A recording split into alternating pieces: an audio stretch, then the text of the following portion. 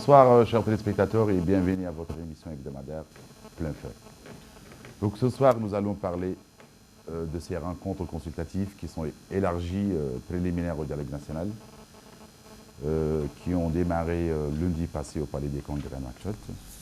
Je rappelle que la cérémonie du lancement de ces rencontres a été supervisée par le Premier ministre Yahya Ould Hademin, qui a souligné qu'il s'agit d'un moment marquant de l'histoire de la patrie mauritanienne. Il a prononcé un discours dans ce sens. Et bon, je souligne que le Forum national pour la démocratie, pour l'FNDI, le Forum national pour l'unité et la démocratie,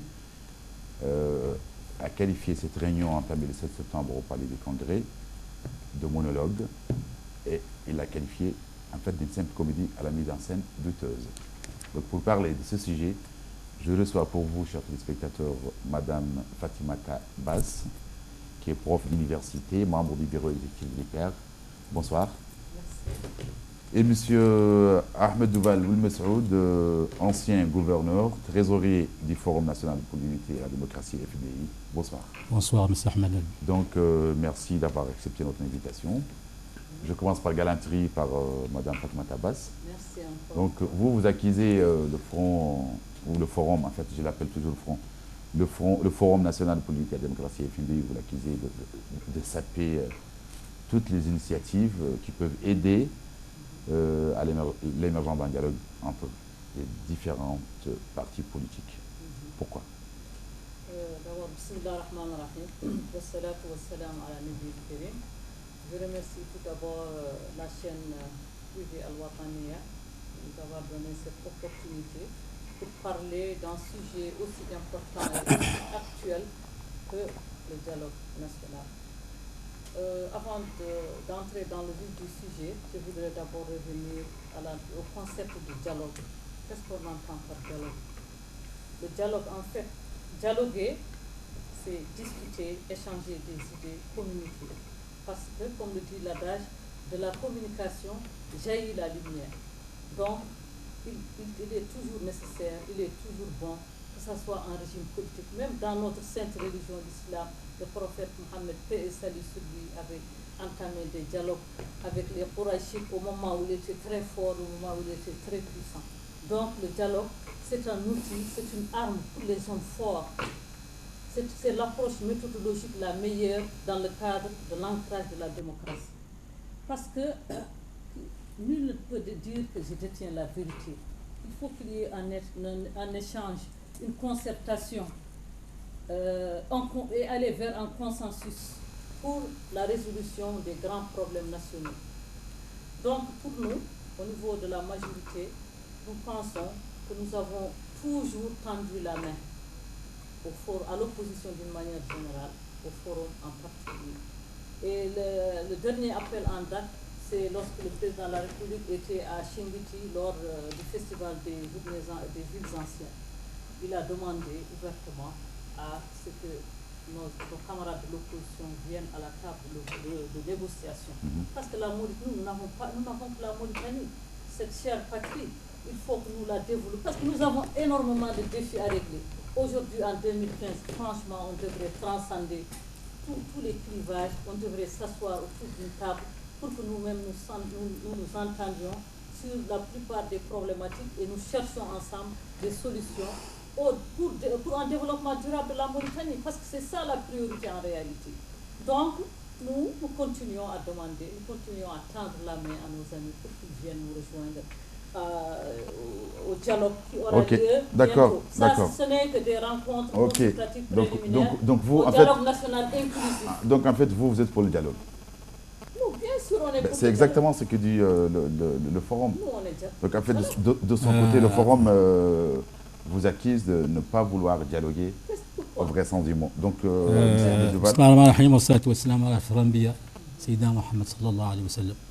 moi, je voudrais d'abord commencer à te remercier. Merci beaucoup. Et te féliciter aussi pour cette émission qui devient quand même une émission phare. Et te dire aujourd'hui, je veux dire aussi à madame tout le plaisir et tout l'honneur que j'ai de débattre avec elle ce soir. Donc, j'espère que nous aurons une bonne émission qui permettra à ceux qui nous regardent actuellement et ceux qui nous écoutent de bien comprendre ce dont nous sommes en train de parler, c'est-à-dire du dialogue.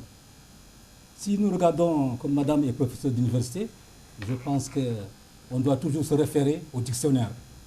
Si on se réfère au dictionnaire Larousse, qui est l'un des meilleurs dictionnaires au monde, sa définition du dialogue, c'est une approche qui vise à rapprocher deux parties qui étaient antécédentes, c'est-à-dire qui étaient en différence. Alors, ce que nous voyons aujourd'hui, c'est l'UPR qui est en train de dialoguer avec l'UPR. Un monologue, quoi. Un monologue. Ce n'est pas un dialogue. Je m'excuse, madame, laissez-moi terminer, s'il vous plaît. Je ne vous ai pas interrompu, pour que ceux qui nous écoutent puissent avoir un peu. Je dis donc que le Robert dit que le dialogue, et ça c'est une définition qu'il faut retenir, le dialogue c'est entre deux parties qui étaient en différent. Et le différent, ce n'est pas entre l'UPR et l'UPR, c'est entre l'UPR et le Fonds national pour l'unité et la démocratie. Et c'est un problème qui existe depuis longtemps. Mais malheureusement, je crois que Aziz et son régime et son instrument armé, qui est l'UPR, nous ont habitués depuis tout le temps, depuis 6 ans maintenant, à des coups d'État permanents. Ça, ce n'est pas la première fois qu'on a demandé le dialogue. Nous étions dans une approche de dialogue, au point que nous avons désigné nos représentants, vous avez désigné vos représentants qui sont rencontrés, et le seul point qui avait de divergence, c'est que nous avons demandé, compte tenu que nous vous connaissons maintenant, nous vous connaissons depuis Dakar. Dakar, vous avez dialogué, il y avait 5 pays membres du Conseil de sécurité qui avaient assuré, disons, l'arbitrage. Mais qu'est-ce qu'Aziz a fait après quand il est venu? Quand il a terminé ses élections et qu'il savait que lui n'avait besoin que de se légitimer, quand les élections sont terminées et que les gens lui ont dit que les accords de Dakar comportaient quand même un processus, il y avait des étapes qui devaient conduire à une continuité, quoi. Une continuité, et non, elle devait détendre. Parce que nous, depuis 8 ans, Aziz, moi je pense qu'il n'est pas à l'aise avec cette situation dans laquelle il vit. Depuis 8 ans, son pays est en crise. C'est des manifestations. Je termine, s'il te plaît. J'ai terminé. Donc, pour que ceux qui nous écoutent et ceux qui nous regardent puissent comprendre. Donc, nous avons dit que nous avons quand même une certaine expérience d'Aziz. On le connaît maintenant. Nous savons que c'est un homme qui ne dialogue et qui ne fait des concessions que pour un objectif donné. C'est normal. Et cet objectif, je m'excuse. Et cet objectif, nous allons le connaître. Parce que d'ailleurs, vous dites que vous faites ça, c'est des préliminaires à un dialogue exclusif. Mais vous avez déjà fixé la date du prochain. Et les termes de ce dialogue sont connus. Nous sommes en Mauritanie. Nous connaissons déjà ce que vous voulez. Et nous savons, s'il te plaît, nous savons qu'il y a de fortes chances que des propositions pour un 3e mandat sortent de ce dialogue-là. C'est ce qu'Aziz veut. C'est ce qu'Aziz veut. Mais nous, l'avertissement que nous avons donné aujourd'hui... Aujourd'hui, dans un communiqué, s'il vous plaît, vous avez... J'ai terminé. Nous avons, dans un communiqué aujourd'hui, que nous refuserons et nous nous opposerons à toute tentative qui vise à toucher la Constitution. Parce que si jamais Aziz s'évertue à la toucher, il subira le même sort qu'a subi Compaoré en Burkina Faso. Okay, parce que les mêmes causes produisent les mêmes effets. En fait, vous avez très bien entendu ce qu'il dit. En fait, pour eux, il n'y a en aucun cas concerné. Le forum n'est pas concerné par les recommandations qui sortent dans ces préliminaires, qui qualifient de comédie. C'est aujourd'hui le communiqué. Et vous l'entendez dire. Vous pensez que le président de la République pense toucher à la Constitution? Non. Le président de la République a dit et redit. Miraran ou tekraran. En français, s'il vous plaît. Oui, en français. L'émission est en français. D'accord. Ok. Ouais. Plusieurs fois, il a dit à Noubaïkit Lahouach lors de ses visites à l'intérieur. Il l'a réitéré dans le cadre de la conférence de presse moi, je ne comprends pas. Lui, il a dit qu'il ne touche pas à la Constitution. Il l'a dit de sa propre bouche. Il a même juré. Il a juré sur le Coran. Moi, je ne pense pas. Il ne faut pas exagérer. Attendez, en tout cas, moi qui ai participé à ces rencontres consultatives préliminaires au dialogue, on n'a pas parlé de ça. Et on a terminé. La synthèse sera lue le lundi prochain, Inch'Allah. Il paraît qu'elle est déjà connue et qu'elle est déjà écrite, la synthèse. Les gens sont en train de la rédiger. Et la synthèse est normale. Il y a des rédacteurs qui ont été désignés journalièrement dans les 2 ateliers. C'est la synthèse des interventions des gens. C'est aussi simple que cela. Et moi, en tout cas, personnellement, je ne crois pas à cette histoire-là. Ce qui est important. Pour vous, madame, pourquoi le président de la République veut dialoguer quand on n'a pas de problème, on ne dialogue pas? Pourquoi il veut dialoguer? Lui, il n'a pas de problème. Il n'y a pas de souci. Il a une le pays va très bien, il n'y a pas de crise. Il a une majorité confortable à l'Assemblée. Il a une majorité au Sénat. Les chantiers sont ouverts. Il est en train de mettre en place des infrastructures nécessaires pour un développement durable du pays. Il veut seulement que l'autre partie vienne, parce que la Mauritanie, elle appartient à nous tous. Il ne veut pas seulement lui gérer le pays tout seul, alors qu'il y a une autre partie qui n'est pas là. Il veut seulement que tout le monde vienne mettre la main à la pâte pour l'édification de l'édifice qui est la Mauritanie. C'est un point entrée. Il n'y a pas quelque chose autre derrière ça. En tout cas, moi, personnellement, je n'ai pas perçu cela. J'ai perçu seulement quelqu'un qui a une bonne volonté, qui est un véritable patriote, qui veut mener la Mauritanie à bon port et qui veut associer tout le monde, tous les Mauritaniens, parce que nous n'avons que la Mauritanie. Donc écoutez, il y a des divergences quand même entre vous et les FNDI. Ces divergences-là, les FNDI a sorti ce qu'on peut appeler sa feuille de route pour dialoguer avec vous. Les FNDI veulent la régularisation de la situation du bataillon présidentiel. BASEP, qu'est-ce que vous en pensez? La régularisation du BASEP. Le BASEP, c'est... Que les FNDI croient que c'est une garde dans tous les pays du monde, les présidents, ils ont leur garde personnelle, tous les gardes, leur garde comme tu l'as, même si ce n'est pas une garde prétorienne comme au temps de l'Antiquité. Mais ils ont ça, c'est pour la sécurité. La sécurité mais les FNDI pensent ou expliquent cette action, expliquent cette action parce que les FNDI pensent que le BASEP est hors du commandement de l'état-major de l'armée. Quelles sont les preuves? Est-ce qu'ils ont des preuves tangibles pour dire cela? C'est simple de dire que le BASEP va faire ceci ou cela, mais quelles sont les preuves? On ne doit pas parler au XXIe siècle sans preuves tangibles.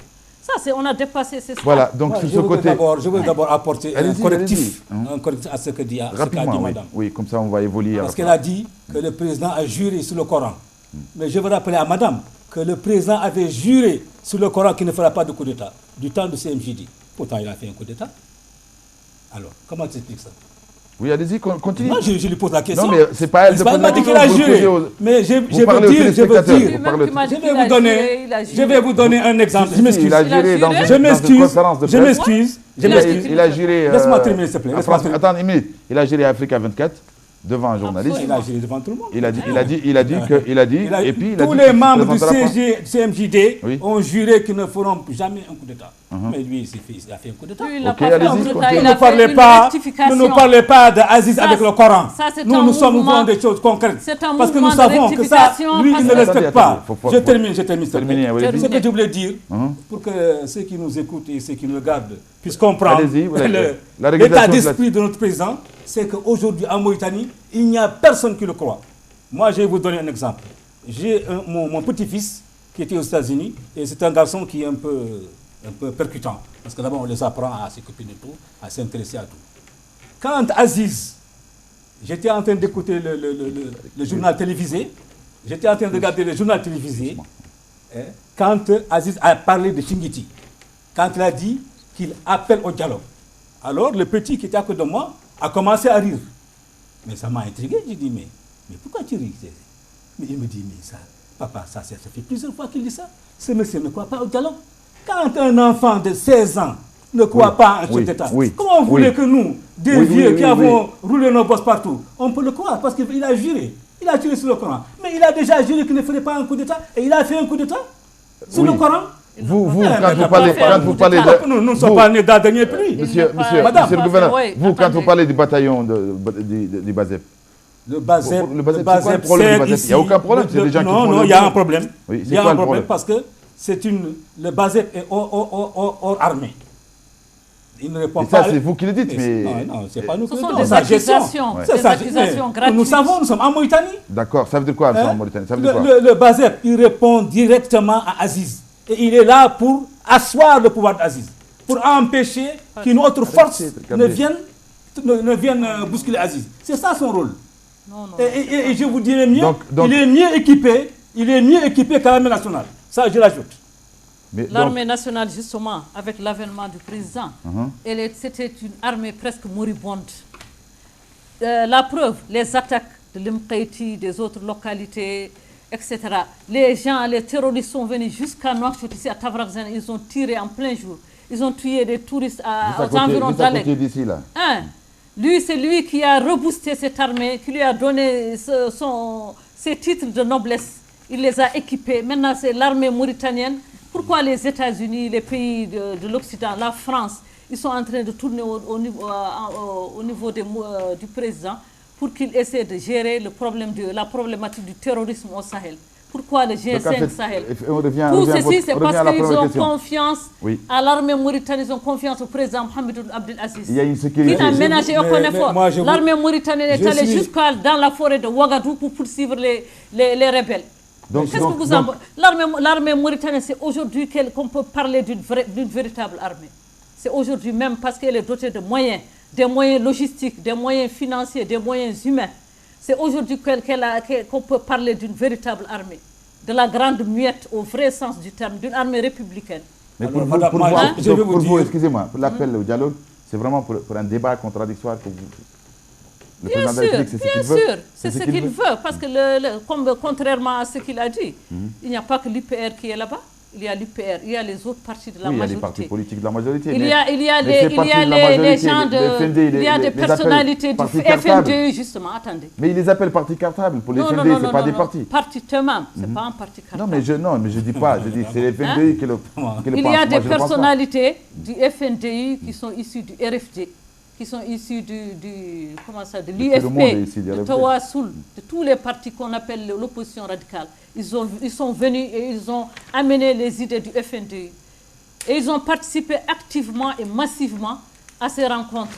Il y a la société civile sous toutes ses formes.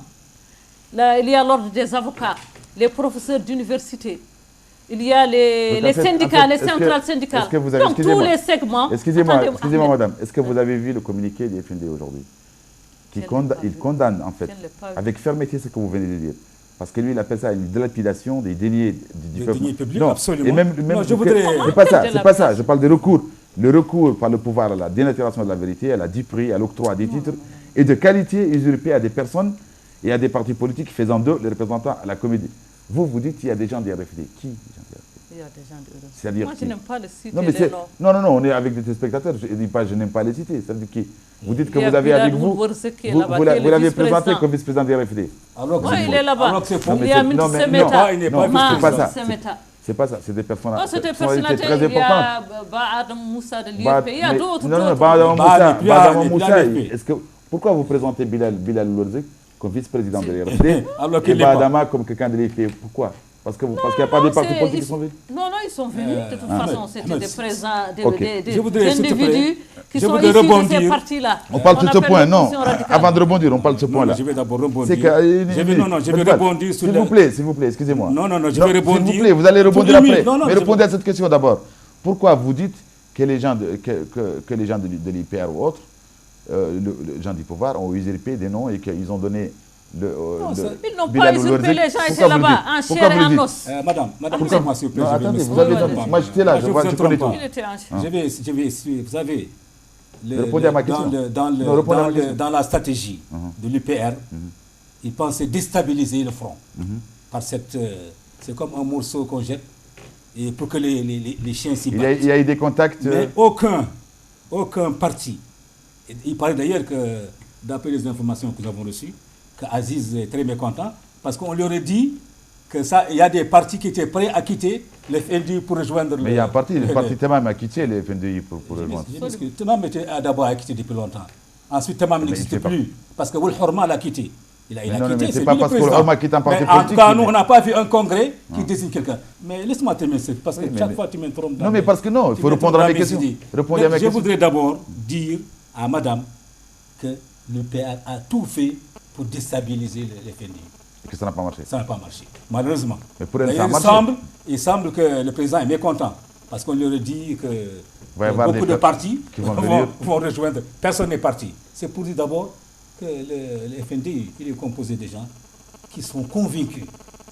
C'est des Mauritaniens authentiques qui pensent que cette situation dans laquelle se trouve le pays, caractérisée par madame ici pour venir à Ouattani, vous savez que nous avons nagé dans de l'eau. Oui.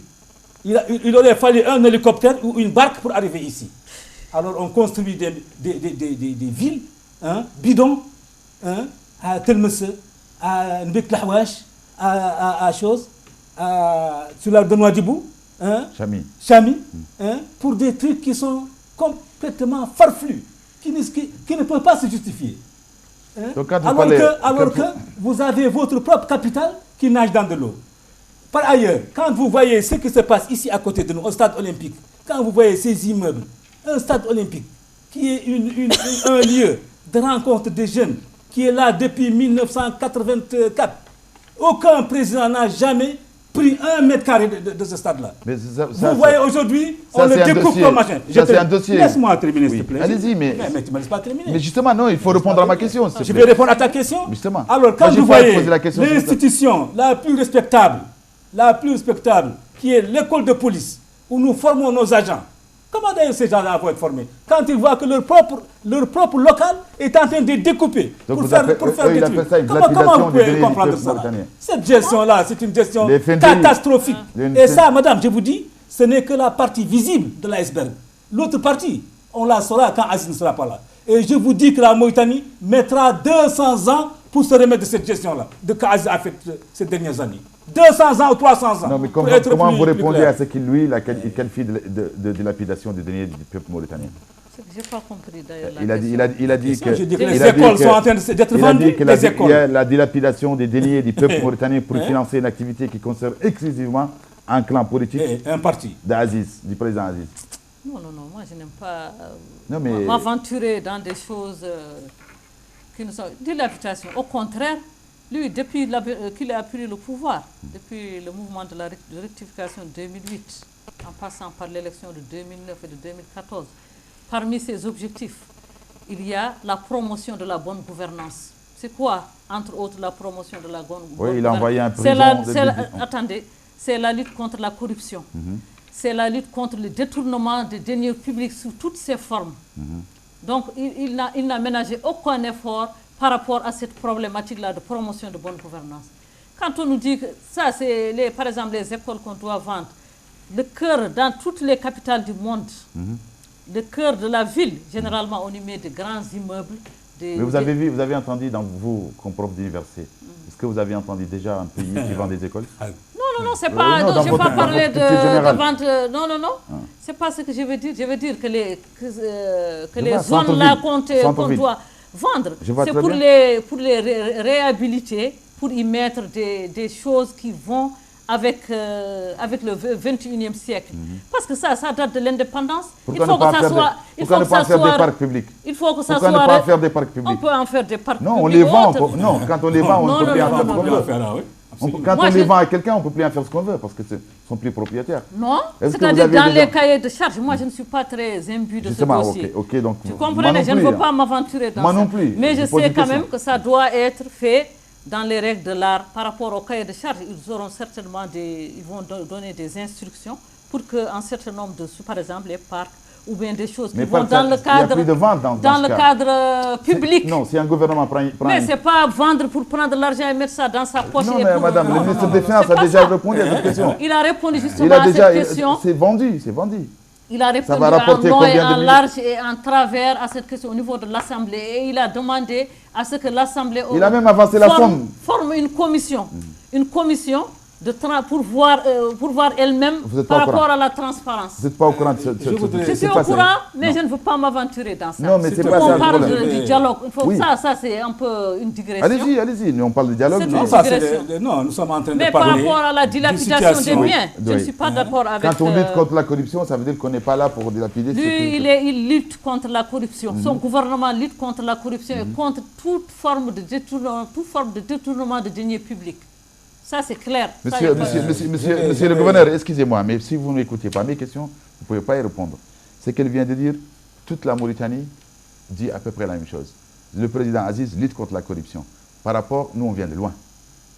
Aujourd'hui, il y a quand même moins de corruption en Mauritanie et il y a moins de vols du deniers publics. Est-ce que vous êtes d'accord? Non, je ne suis pas tout d'accord. Parce que d'abord, on a vu apparaître ces 6 dernières années où Aziz est au pouvoir, des gens qui étaient inconnus au machin. Lui, il a dit à Nema qu'il ne fait pas les hommes d'affaires. Mais il y a des hommes d'affaires qu'il a créés et que nous connaissons. Nous sommes ici en Mauritanie. Rien ne peut se faire sans que chacun soit au courant. Nous sommes une population de 3 millions d'habitants. Toi et moi, si nous sortons, laisse-moi terminer. Si nous sortons d'ici le XAR, toutes les personnes que nous rencontrons, nous les connaissons. Si toi, tu changes de voiture aujourd'hui, moi, je serai Madame Bass, vous allez changer de voiture. On se connaît. Nous sommes en Mauritanie. Alors, moi, je dirais que jamais dans la vie, la gabégie et l'utilisation des moyens de l'État n'ont été plus grands que pendant la Donc la vous avez période vous avez Je vais rebondir tout à l'heure sur la question du BASEP. Parce que tu ne m'as pas laissé terminer. Non, mais tu ne m'as pas laissé terminer. Non, on ne l'a pas dépassé. Rapidement. Moi, je vais dire en un mot. Que le BASEP n'a aucune raison d'être. Si le président a été élu démocratiquement. Mais le président Hollande n'a pas de BASEP. Le président Obama n'a pas de BASEP. Le roi du Maroc n'a pas de BASEP. Le président sénégalais n'a pas de BASEP. Ça, c'est des présidents qui utilisent, qui ont un instrument pour leur permettre de rester au pouvoir. C'est ça le rôle du BASEP. Et vous voyez ce qui se passe au Burkina Faso. Parce que même au Burkina Faso, ils sont en train de perturber la démocratie qui est en train d'avoir lieu. C'est clair. Je termine. Non, on passe à la déclaration. C'est mon dernier mot. Non, mais répondez à notre question. Je voulais dire que c'est un mauvais instrument. Parce que nous ici, nous disons que nous sommes en sécurité. Mais vous avez vu les visites du président Anema, vous avez des 4x4 avec des mitrailleuses qui le précèdent et qui sont devant lui. Et nous disons aux touristes, venez, notre pays est en sécurité. Obama, il a été au Kenya. Le Kenya est 1000 fois en insécurité, plus en sécurité qu'en Mauritanie. Mais personne n'a vu un militaire américain. Et pourtant, il était sécurisé. C'est ça le rôle de machin. Donc la déclaration... Il faut le dissoudre. C'est bon. Il n'a aucune raison d'être. Ok. Il y a un autre point qui est important, que madame n'a pas parlé, parce qu'elle parle maintenant de gabégie et de gaspillage des deniers publics. Mais la première des choses, le président n'a qu'à communiquer la déclaration de son patrimoine. C'est la loi qui le dit. Macky Sall a fait cette déclaration de patrimoine. Ils ont dit que c'est 7 milliards. Les gens sont en train de crier. Mais en tout cas, même si c'est 7 milliards, en tout cas, il a publié. Il a dit ça. Pourquoi Aziz ne le fait pas? Pourquoi? Et il nous dit que c'est le président de la Cour suprême qui lui a dit qu'il peut ça. Le président de la Cour suprême, c'est lui qui peut changer la Constitution. Et vous voulez que nous, ici, on croit à ça? Le président de la Cour suprême, il a le droit de dire au président, ne faites pas votre déclaration de patrimoine parce que vous l'avez déjà fait au premier jour. Alors que sur la Constitution, dans la Constitution, il est écrit que le président, après un mois, doit faire sa déclaration de patrimoine. C'est quand même extraordinaire. On a parlé du BASEP, de la déclaration du patrimoine, la non-modification de la Constitution limitant le nombre consécutif de mandats présidentiels à 2. Vous pensez que le président ne fera pas 3e mandat? Il n'en demande pas. Donc eux, ils sont en train de chercher la petite bête, quoi. Ils sont en train de chercher la petite bête, vous avez bien compris. Pourquoi? On ne comprend pas, par exemple, le BASEP, le truc, ça. Et puis, il faut comparer ce qui est comparable. Vous comparez les États-Unis d'Amérique, qui sont indépendants depuis le XVIIIe siècle, 1776. Vous comparez la France, Révolution française, 1789, et qui ont connu beaucoup de... C'est pas... Il faut comme nous sommes encore un pays du tiers-monde. Il ne faut pas oublier que nous sommes... Mais on a aussi parlé du Maroc et du Sénégal. On est encore un pays du tiers-monde qui a ses réalités, et nous sommes à la Mauritanie. La Mauritanie, ce n'est pas le Sénégal, ce n'est pas le Mali. Elle a ses spécificités, elle a son originalité. Donc, le président doit avoir une sécurité rapprochée. Le président, c'est une institution. Le président... Quand l'opposition parle de la non-ouverture des médias publics à l'opposition. Ça, je ne suis pas d'accord. Tout ça, c'est n'importe quoi. Moi, j'avais fait une émission au niveau de la télévision nationale avec des gens de l'opposition, justement. Ils ont parlé de ça, j'ai répondu. J'ai dit que la Mauritanie a été classée au niveau du monde arabe parmi les pays où les médias sont les plus ouverts. C'est vrai. Mais comment se fait-il? Il y a la chaîne Watania, attendez. Le Sahel, Al-Mourabitoun, toutes les chaînes, la chaîne nationale, les 2 chaînes nationales. Comment vous dites que vous n'avez pas droit C'est pas un service public.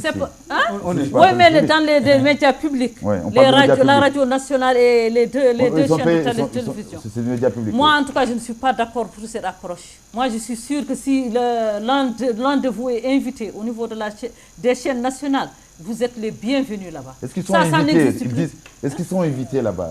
Est-ce que vous êtes invités là-bas? Non, pas du tout. Donc quand vous parlez de l'ouverture des médias, répondez à une question. Quand vous parlez de l'ouverture des médias publics à l'opposition, qu'est-ce que ça veut dire? Ça veut dire que nous sommes interdits des médias publics. Je peux même dire que nous avons plus accès aux médias privés qu'aux médias publics. Alors, regardez. Alors, les médias publics sont payés par... Vous ne pouvez pas voir une conférence de presse ou un meeting qui est organisé par les FNDI jusqu'à ce qu'il soit couvert par les médias nationaux. Et souvent, quand ils le couvrent, c'est pour ridiculiser d'ailleurs. Ils prennent la queue de la marche pour montrer qu'il n'y avait personne. Donc toujours, dans les autres pays c'est connu. Bon, vous ne voulez pas qu'on parle des États-Unis ni de c'est pas comparable. Mais vous, il faut... Madame Bassi, je m'excuse. Ouais, il faut que vous ayez... Vous n'êtes pas dans l'absolu. Vous ne pouvez pas travailler dans l'absolu. Il faut que vous ayez une référence. Et c'est ça le problème de ce pays. Le problème de ce pays, c'est que nous ne nous critiquons jamais. Nous ne savons pas où est-ce que nous sommes. Si vous sortez maintenant, vous demandez à quelqu'un quelle est la position de la Mauritanie, il va se dire que la Mauritanie est le pays le plus développé. Parce qu'il ne sait pas, on ne lui dit pas. Au point de vue de l'indice humain, nous sommes l'un des pays les plus en retard, mais personne ne le dit et personne ne fait quelque chose. Pour que vous puissiez, donc, comme nous sommes avec un professeur d'université, pour que vos élèves puissent savoir quelle est leur position, il faut que moi je sache que je suis 20e et qu'il y a 19 personnes qui sont devant moi et que je dois travailler pour les rattraper. Mais si je suis dernier et que je me dis que moi je suis premier, mais c'est ça la catastrophe de ce pays. On ne parvient pas à savoir.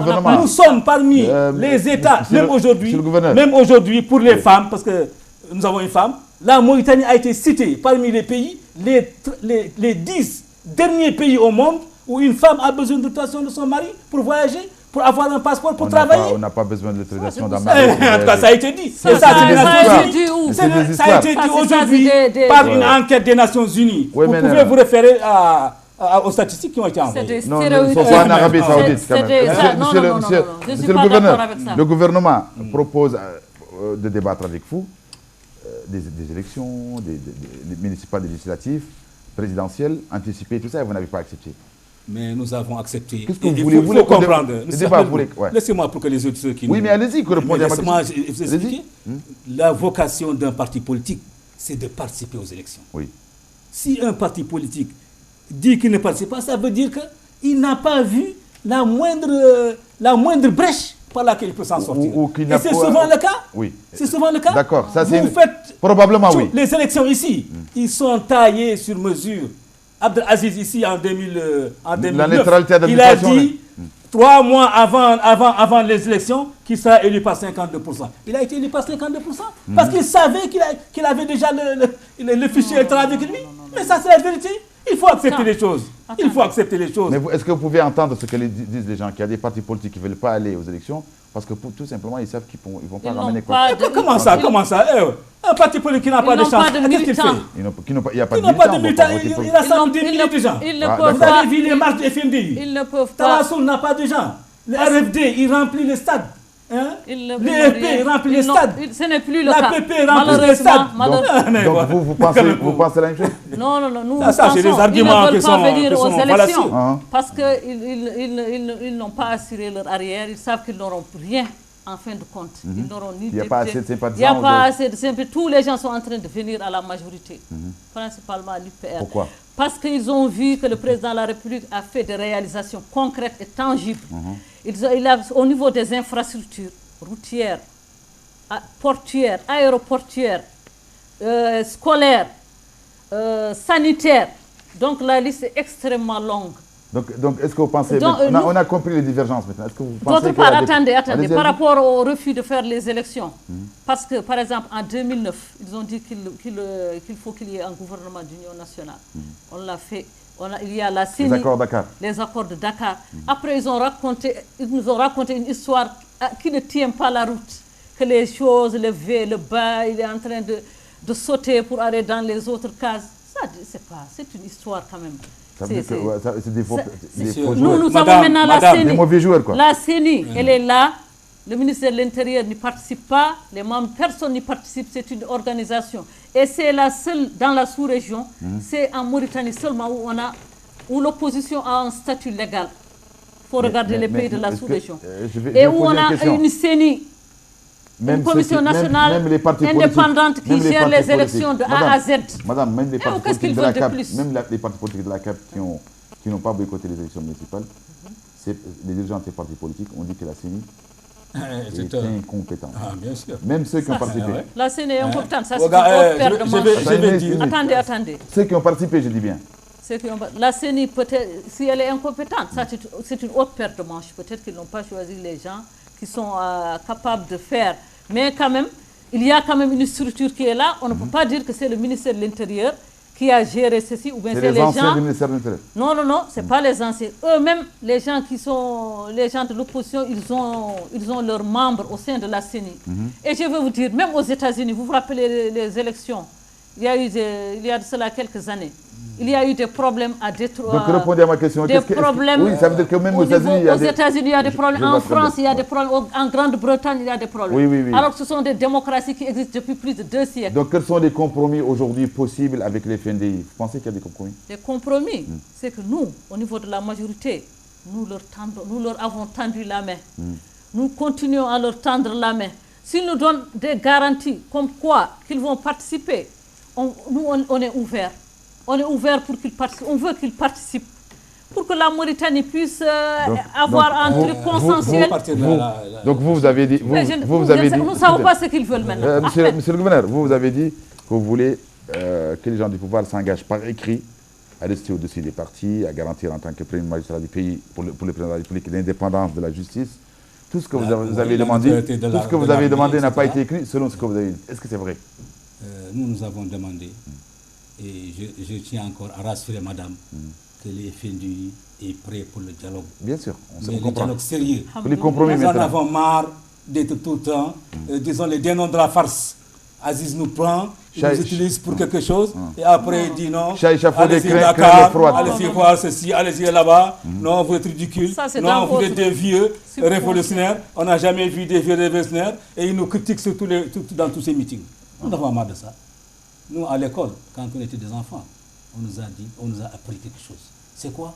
C'est que la parole s'envole et l'écrit reste. Encore qu'Aziz d'ailleurs, l'écrit ne respecte pas. Parce qu'il avait signé à Dakar. À Dakar, il y a eu des écrits, mais il ne les a pas respectés. Mais en tout cas, nous avons dit au moins, parce que vraiment, nous savons que cette situation-là, elle n'est pas bonne pour le pays. Elle n'est même pas bonne pour lui. Un président, tout le temps, tu as des manifestations, tu as des machins, tu as ton opposition. Il n'a qu'à. Attendez. Je m'excuse, laisse-moi terminer. Madame, ne me coupez pas. Non, mais allez-y, continuez. Mais continuez. Je voudrais être galant, mais laissez-moi au moins terminer quand même. Allez-y. Donc je disais que nous sommes fatigués. Nous sommes fatigués de ces tromperies. Chapeauté, craint l'eau froide. Très bien, très bien. Donc nous voulons un dialogue sérieux. Nous voulons un dialogue sérieux qui engage. Quand des gens qui veulent faire, comme elle dit, tout, nous sommes prêts à tout. Nous n'avons pas de ligne rouge. Mais ils refusent de signer les 3 engagements qu'ils ont pris. Qu'est-ce que vous insinuez? Pourquoi ils ne veulent pas signer ça? Selon vous. Parce qu'ils ne croient pas au dialogue. Parce qu'ils ne veulent pas le dialogue. Parce qu'ils ne veulent pas l'écrit qui reste. Voilà, tu as chaud. Comme je l'ai expliqué au départ, Aziz est dans un état de coup d'État permanent. Actuellement, il est en train de faire un coup d'État contre le dialogue. La preuve, je t'ai dit qu'ils ont déjà fixé le processus. Et de toutes les façons, tu n'aimes pas beaucoup qu'on parle ici de Hassania, mais comme on dit, je m'excuse. En français, d'accord. J'ai dit que les Hassan disent c'est lui qui se cache derrière les jours. Il est nu. Parce que dans 15 jours, vous avez fixé le 10. Vous avez dit que le 15, le dialogue va être... Donc on sera donc nous, dans un mois, on attend. Mais on sait que ça, c'est les prémices de quelque chose qui n'est pas bon pour le pays. Aziz doit ramener la paix pour lui-même, pour les Mauritaniens, la paix des esprits, la paix des cœurs. Il doit libérer Biram, qui n'a absolument rien fait. On va parler de ça. de passage. Monsieur le gouverneur, on va parler de ça. Le président de l'IPR a déclaré ici à l'Ouattaniya, en fait, qu'ils ont accepté toutes les doléances sauf une que vous aviez présentée, à l'exception de celle relative, d'ailleurs, je crois bien, à la formation d'un gouvernement international. Est-ce que c'est vrai? Mais nous ne voulons pas de gouvernement. Non, mais répondez à ma question. Mais répondez à ma question. Je vais te répondre. Est-ce que c'est vrai ou non? Je vais te répondre. Oui. Nous ne cherchons pas à rentrer dans un gouvernement. C'est pas ça. Est-ce que nous ne cherchons pas. Ce n'est pas ma question. C'est eux qui disent non. Vous savez, l'opposition. Vous allez encore avoir des postes. Je vais vous la reposer. Je vais reposer. Nous ne voulons pas rentrer dans ce gouvernement. Ce n'est pas ma question. Est-ce qu'il a dit qu'eux, ils ont accepté toutes les doléances, sauf une? Est-ce que c'est vrai ou non? Est-ce que ce qu'il a dit est vrai? Je vais te dire une chose. Moi, Mahamga, je n'ai pas confiance dans ce qu'il dit. Donc, parce qu'à plusieurs reprises, sans écrire ça, vous n'avez pas. Il nous dit des choses et après, on voit l'inverse. Actuellement, il nous a dit non, Aziz n'est pas intéressé par un troisième mandat. Oui, mais tout le monde le dit. On ne sait même pas à quel titre il le dit. Parce qu'il ne peut pas engager Aziz. Il n'est pas la voix officielle d'Aziz. Aziz a dit que c'est le ministre, l'ancien Premier ministre, qui est chargé du dialogue. Donc Maham ne peut pas engager et nous, il ne faut pas. Et de toutes les façons, c'est pas écrit, vous ne croyez pas. Nous nous avons dit tout ce que, même si c'est un seul point, mais écrivez-nous-le. Un seul point, écrivez-nous-le. Vous vous dites que vous pouvez tout faire, que vous avez tout changé, que vous n'avez pas de ligne rouge, que vous n'avez pas ceci, que vous avez transformé tout en or, que vous avez tout transformé tout en paradis. Mais écrivez-nous au moins ce que vous voulez nous donner. Écrivez-le pour que le peuple mauritanien sache demain de quoi il s'agit. Mais celui qui peut le plus, peut le moins, c'est ce qu'on demande. Donc vous continuez toujours à dire que c'est l'opposition qui cherche à bloquer la vie politique du pays. L'opposition. Mais pourquoi ne pas écrire ces doléances? Ce qu'on doit écrire, c'est les résultats. Quand le dialogue aura lieu, quand les gens vont s'asseoir autour d'une table, ils vont discuter des différents points de la feuille de route de l'opposition et de la majorité. C'est après, c'est le résultat qu'on doit écrire. Qu'est-ce qu'on doit écrire? Ça sert à quoi? Des discussions, à quoi ça sert? Oui, on écrit il y a un ordre du jour quand même, une réunion. On n'écrit pas les savoir. Non, mais attendez. On n'écrit pas les résultats. Je ne trouve pas ça pertinent. Il n'y a aucune pertinence. Parce qu'ils n'ont pas confiance en vous. Pourquoi ils n'ont pas confiance en vous? Ils n'ont pas confiance parce qu'on vous connaît. On vous connaît. On n'a pas confiance. On a manifesté. Vous nous avez roulé plusieurs fois. Vous nous avez trompé plusieurs fois. Non, vous avez, et comme il dit, l'intention de l'action. Je vais parler un peu d'arabe. Arrêtez de me parler en arabe. L'intention vaut l'action. C'est ça la traduction. Nous, quand même, moi je sais au niveau qu'on a une bonne intention. Oui, mais vous avez une bonne intention, c'est vous qui le dites, mais ceux qui n'ont plus confiance en vous. On ne sait pas pourquoi. C'est bloqué. Parce que nous... Parce que vous les avez roulés dans la farine plusieurs fois. On ne les a pas roulés dans la farine. C'est ce qu'il dit. On ne nous a pas roulés dans la farine. Si, vous nous avez roulés à Dakar. Vous nous avez roulé avec Ahmed Dada. Vous nous avez roulé avec Gilles Mansour. Nous avons gagné les élections. Vous nous avez roulé avec Al-Hanan. Vous nous avez roulé avec Massoud. Vous nous avez roulé. Mais vous ne faites que rouler les gens. Nous avons gagné les élections. On le connaît. Ils ont dit qu'il y a eu de la fraude, il y a eu toute la transparence. Il y a eu des périodes où les élections étaient truquées comme ça. Oui, c'est vrai. Oui, d'accord. Mais les gens ne pipaient pas mot. Mais ici, on a mis tout. Non, pas tout le monde. Il y en a qui pipaient mot quand même. Attendez. Mais là, on a donné les gages pour une transparence, pour une élection transparente et apaisée. Mais malheureusement, après la proclamation des résultats, les gens sont en train de crier pour dire qu'il y a eu ceci, il y a eu cela, des choses invraisemblables qu'on ne peut même pas comprendre. Moi, en tout cas, ce que je sais, ce que je sais et ce que je souhaite, c'est que nos frères de l'opposition reviennent à la table de négociation. En tout cas, nous, au niveau de la majorité, on est ouvert à dialoguer. Comme il l'a dit, il n'y a pas de ligne rouge. On est prêt à dialoguer de tout. Par rapport au gouvernement de l'Union nationale, moi je pense que ça, depuis la nuit des temps... Il paraît que vous avez non, c'est pas ça, parce que ça n'a pas de sens. Le gouvernement de l'Union nationale, on le met en place quand il y a une crise. Une crise politique. Il n'y a pas de crise. Le pays est en paix, il y a des chantiers, on revient à la carte départ. On va vers le développement durable. Oui. En tout cas, c'est ça. Il n'y a pas de problème, tout est rose, tout est bloqué. Non, justement, il n'y a pas de manichéisme. Une minute, donne-moi une minute. Moi, je suis contre cette approche. Il n'y a pas de manichéisme. Manichéisme, ça veut dire il y a le bien d'un côté, tout est rose, et il y a le mal de l'autre. Il faut nuancer, on nuance les choses. Nous, on ne dit pas que tout est parfait, mais quand même, on est sur la bonne voie, on a entamé les choses. Et il faut partager le temps de parole parce que la parole je le partage très bien. non. Je le partage très Vous bien. avez parlé 3 fois. Je vais compléter mon idée. Non, vous ne pouvez pas. Je veux dire que moi, je ne suis pas partisane, je ne suis pas manichéenne. Je ne dis pas que tout est rose. Je ne dis pas que tout est noir. De toute façon, il n'y a pas de crise, donc il n'y a pas de dialogue. Non, et il sans n'y a pas de problème. crise. Non, Voilà, il n'y a pas de ça. crise, mais il y a Parce qu'on nécessité va de dialogue. On va passer. Madame, Ouais. s'il vous plaît, laissez-moi parler. Allez-y, Attendez, allez-y. Je vous vous avez donne. terminé. Non, mais je C'est vous moi donne la qui ai parole. maintenant. Je vous donne la parole. voilà. Allez-y. Donc Allez-y. je disais que c'est ça le problème, c'est ça le drame de l'UPR. C'est que pour l'UPR, il n'y a pas de problème. Et que c'est seulement par une volonté... C'est pas ce qu'elle a dit. Elle a dit qu'il y a des Pardon, problèmes. ouais, non, Il y a des je problèmes. m'excuse, non, laisse-moi Il y a pas- terminer. Elle a dit qu'il y a des Laissez-moi problèmes. terminer. Pardon. Vous me trompez à chaque fois. Non, mais Non, c'est allez-y. pas grave, monsieur le gouverneur. C'est un débat, On c'est est là, tout. on débat. D'accord, C'est mais un le débat. problème, c'est que les gens qui nous regardent ne Non, pourront non, pas non, savoir... c'est pas grave. On est dans un Bon, débat. voilà, donc je disais- Vous lui faites dire ce qu'elle n'a Laisse-moi pas dit. terminer. Elle n'a Voilà, pas dit que je tout vais est rose. terminer, je vais terminer. Elle n'a pas dit ça. Je disais donc que c'est ça le problème de l'UPR. Pour l'UPR, Il n'y a pas de nous problème. nageons dans l'idéal. C'est le Nous paradis. sommes dans le paradis céleste. Tout va bien, tout est magnifique, tout est machin. Alors qu'ils ne peuvent même pas combattre les moustiques depuis maintenant 2 mois, personne ne dort à Nouakchott. Je connais des familles qui à 5 heures rentrent et s'enferment. Parce que tu as vu les cas de maladie qu'il y a. Il y a même, paraît-il, une mission française qui est arrivée pour... Que vous qualifiez de dingue et... Et ils disent qu'il n'y a rien. Non, Parce ils qu'ils n'ont pas dit qu'il y a refusent, l'UPR, son problème aussi, qu'ils refusent de voir la réalité. Et la réalité, c'est quoi? C'est que ce pays est à mal actuellement. Il a mal dans son unité, il a mal dans sa santé, il a mal dans son éducation. Vous avez vu les résultats du baccalauréat, hein? 5% d'admis au baccalauréat et rien ne bouge, rien ne bouge. On n'a pas vu un chef de division au niveau du ministère de l'éducation qui a été changé. Le Maroc sort 150 000 étudiants par an. Le Sénégal sort 80 000 étudiants par an, 90 000. Comment toi, avec tes 5 000, comme nous sommes madame et de l'université, et que nous sommes dans le domaine scolaire, comment toi, avec tes 5 000 étudiants, Oui. 5 000 bacheliers, Oui, qui sont mal formés, mais un qui ne système connaissent scolaire. ni l'arabe ni le français. Un système scolaire ne je se les fait vois pas ici. en un jour. Je m'excuse. Non, c'est Je pas Aziz m'excuse qui est ici. responsable de ça. Mais attends, C'est non, pas sa responsabilité. non. Non, mais un système scolaire ne se fait pas en un jour quand même. Écoutez-moi. C'était un système moribond. Écoutez-moi, en 8 ans, on a le temps de changer les choses.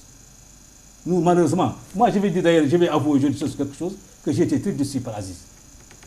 Franchement, quand il est venu au pouvoir, je me suis dit, ah, ça c'est très bien. Un jeune officier qui vient, qui prend le pouvoir, hein, qui va redresser les choses. Hein.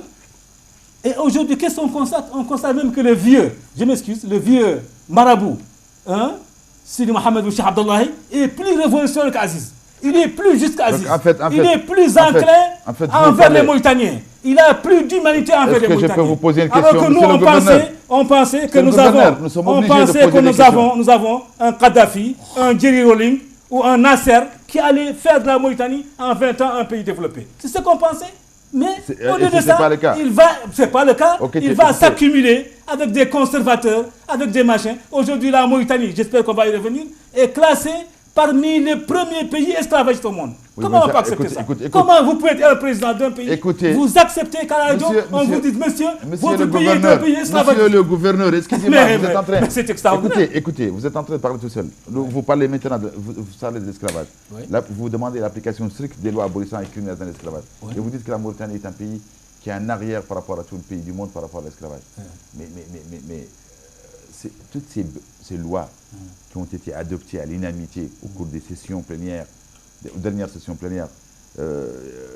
D'ailleurs, la loi qui remplace l'autre loi de 3 septembre 2007, là, ouais, portant incrimination de l'esclavage, réprimant les pratiques esclavagistes. Il paraît que c'est 048 2015. Et ces lois-là, vous quoi? Monsieur Ahmed Melibou, le problème de ce pays, ce n'est pas les décisions qui sont prises. Le problème, c'est leur application. Les lois ne sont pas appliquées. Et le président lui-même, il dit que l'esclavage n'existe pas. Mais l'adoption, quand même, de ces textes est de nature à faire progresser. Mais ça ne sert à rien, chose. Ça avait progressé le pays en matière de Non, pas du tout.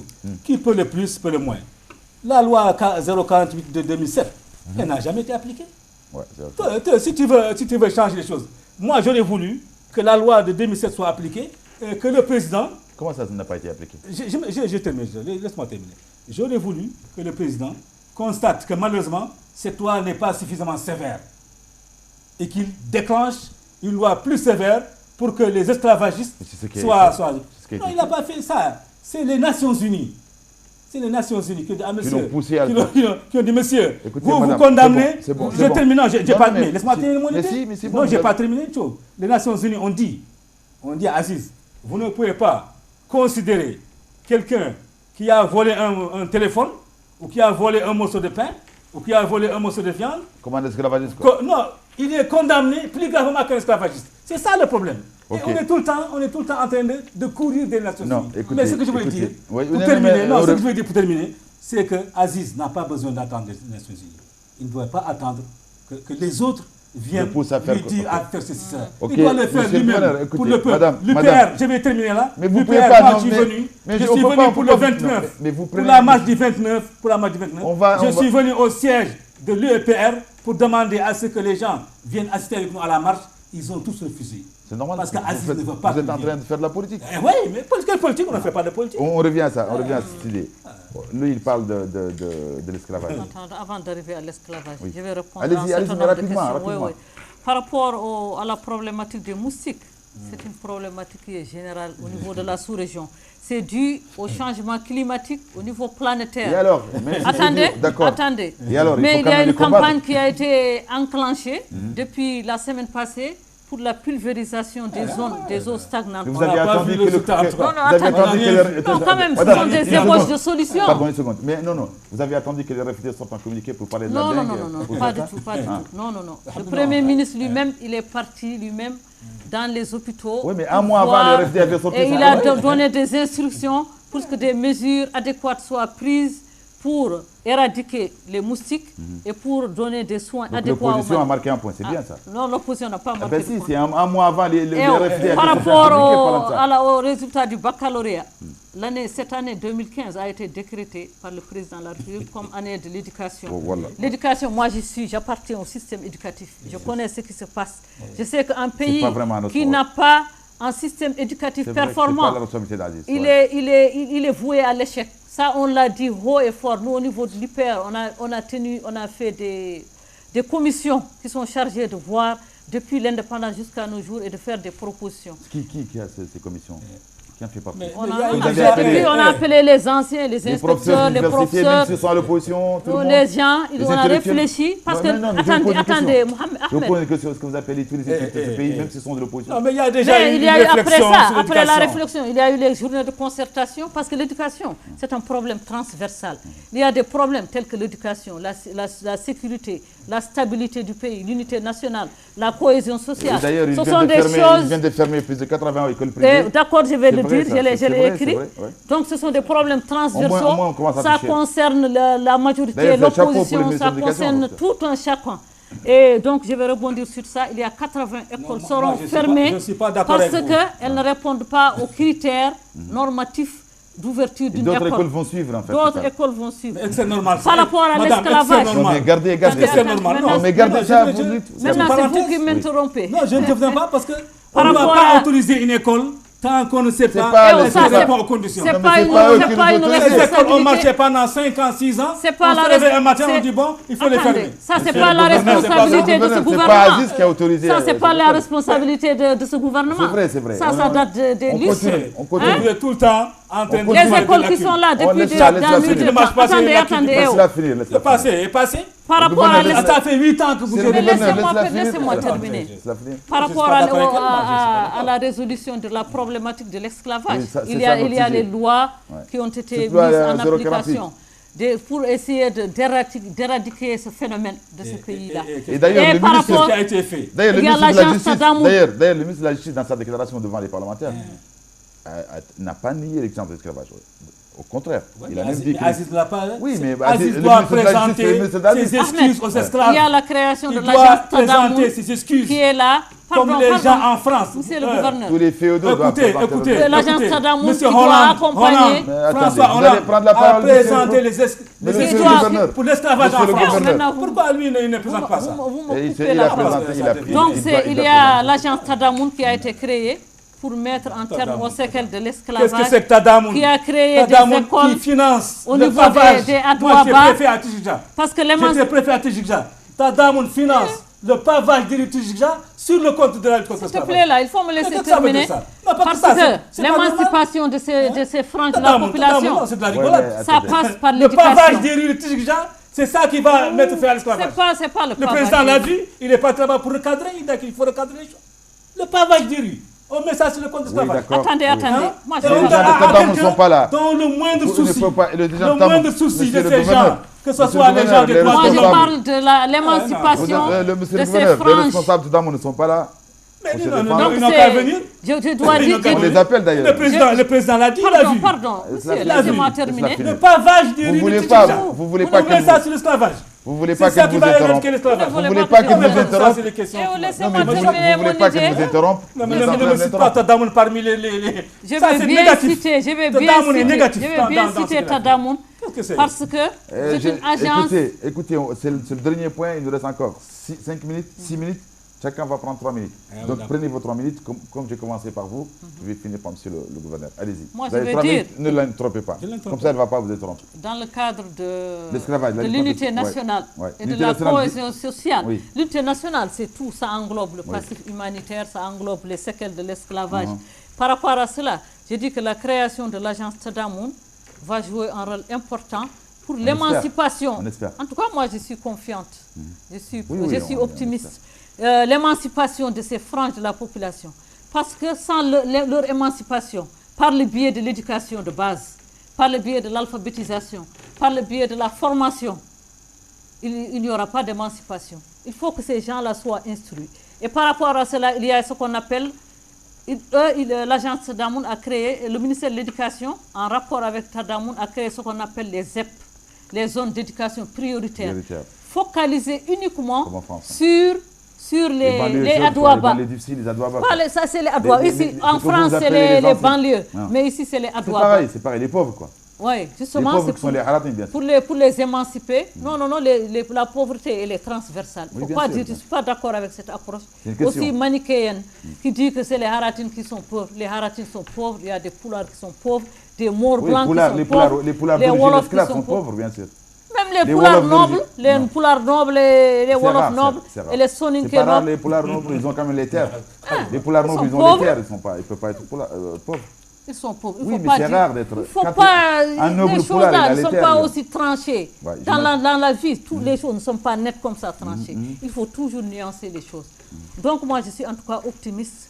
En tout cas pour ces franges de la population, que ce soit les Haratines ou les autres ethnies, que le gouvernement actuel, que le gouvernement actuel est en train de faire beaucoup de choses pour essayer de les hisser, de les émanciper par la formation, par l'amélioration de leurs conditions de vie. Donc vous pensez qu'il va y avoir un dialogue ou non entre l'opposition, les FNDI et l'opposition? En tout cas, c'est ce que je souhaite. Je souhaite que le FNDI vienne à la table de dialogue parce que la Mauritanie, c'est notre Mauritanie. La Mauritanie a besoin de tous ses fils pour construire cette Mauritanie, pour qu'elle soit ici au rang des nations modernes, pour qu'elle soit un pays émergent, un pays développé. Merci, monsieur le gouverneur. C'est votre dernier mot. Merci, monsieur le gouverneur. Tout à l'heure, vous parlez de cette loi d'esclavage. En fait, là, je rejoins un peu madame parce que les amendements apportés à cette loi, ils sont quand même il y a une formation, des informations relatives à l'incrimination des pratiques esclavagistes, un programme de la formation obligatoire. Il y a même des personnels civils et militaires qui seront chargés de l'application de la loi, au niveau de l'administration territoriale, au niveau des autorités. Tout ça, c'est nouveau quand même. Donc, tu peux donner 3 minutes, avant que... Oui. Moi, je voudrais dire que toutes ces dispositions existent dans l'ancienne loi. Ah bon? De 048, 2007. C'est pas un amendement? Elles n'ont jamais été appliquées. Les Walis sont concernés, les Hakim. On a vu un cas d'esclavage à Nouadhibou, où le Wali, ou l'Ahmed Youra, j'espère qu'il nous écoute maintenant, était informé. Donc pour vous, il faut appliquer les lois. Il n'a absolument rien fait. Il faut appliquer les lois qui existent. La loi n'est pas appliquée. Donc pour vous, il faut appliquer les lois qui existent au lieu de faire des lois, c'est ça? Je termine, s'il te plaît. Non, par rapport à ça. La loi, il faut l'appliquer et elle n'est pas appliquée. D'abord. En Mauritanie, le président, il enferme, il met en prison les militants des droits de l'homme comme Biram, comme Brahim El-Habib, qui c'était de passage. Moi, je dis ici que l'esclavage foncier existe en Mauritanie. Que l'esclavage domestique existe. Regardez les maisons qui sont autour de nous. Qu'est-ce qui travaille dans ces maisons? Vous pouvez trouver un monde qui travaille comme domestique. Vous ne trouvez que des esclaves qui travaillent comme domestiques. Ici, autour de nous, autour de Watani. C'est des anciens esclaves. Des esclaves qui ne sont pas payés, Et l'esclavage, d'ailleurs, cette loi, elle a la faculté, disons, de rendre light, si on peut le dire, pour ceux qui comprennent le Coca-Cola light, l'esclavage. La meilleure définition d'esclavage, c'est celle qui a été donnée par le philosophe Montesquieu. L'esclavage, c'est un homme qui appartient à un homme. Oui. C'est ça l'esclavage. Et c'est cette situation qui existe ici en Mauritanie. Bon, par rapport on a le droit de le vendre, de l'acheter, de l'échanger, même de le punir. Oui, et ensuite, il travaille sans être payé. C'est ça la situation en Mauritanie. Il ne faut pas que les gens se cachent de cette situation. Et ça, le monde entier est en train de vous regarder. Le monde entier est en train de vous regarder. Monsieur le gouverneur, revenons une minute au dialogue. Oui, je vais terminer par le dialogue. C'est fini, je vous dis que l'organisation Work Free a dit qu'il y a 250 000 esclaves en Mauritanie. Mais ces gens, le Parlement européen, le Parlement canadien, le Congrès américain, mais ils n'ont pas d'intérêt à attaquer la Mauritanie. Quelle est la raison? Mais ils ont dit que vous avez un problème, qu'il y a l'esclavage. Les Américains, ils sont à Mars en train de fouiller. Hein? Les Européens, ils sont en train de... Vous ne voulez plus parler de dialogue? Est-ce qu'il va y avoir un dialogue? C'est fini le temps. Est-ce que... Allez-y. 30 secondes. Moi, comme je t'ai dit au départ... Est-ce qu'il va y avoir un dialogue ou non? Je t'ai dit au départ, nous voulons le dialogue, nous demandons le dialogue, nous tendons notre main au dialogue, mais un dialogue sincère. Oui. On n'acceptera plus de se faire rouler dans la farine comme par le passé. Ok, merci. Ce sera le dernier mot de la fin. Merci, chers téléspectateurs. Je rappelle que j'avais comme invité Mme Fatimata Bass, qui est prof d'université et qui est membre du bureau exécutif de l'EPR. Merci d'avoir accepté notre invitation. Et M. Ahmed Varoul Messoud, ancien gouverneur, trésorier du Forum national pour l'unité et la démocratie, FNDI. Merci d'avoir fait cette question. Donc, chers téléspectateurs, je remercie en votre nom M. Elweli Taleb, Ndiaga, Tafa et M. Racine Wan, toute cette équipe qui vous a permis de suivre votre émission très bien installée chez vous. Quant à moi, je vous donne rendez-vous la semaine prochaine, même chaîne, même heure. Au revoir et à très bientôt. Ça sera le c'est chaud.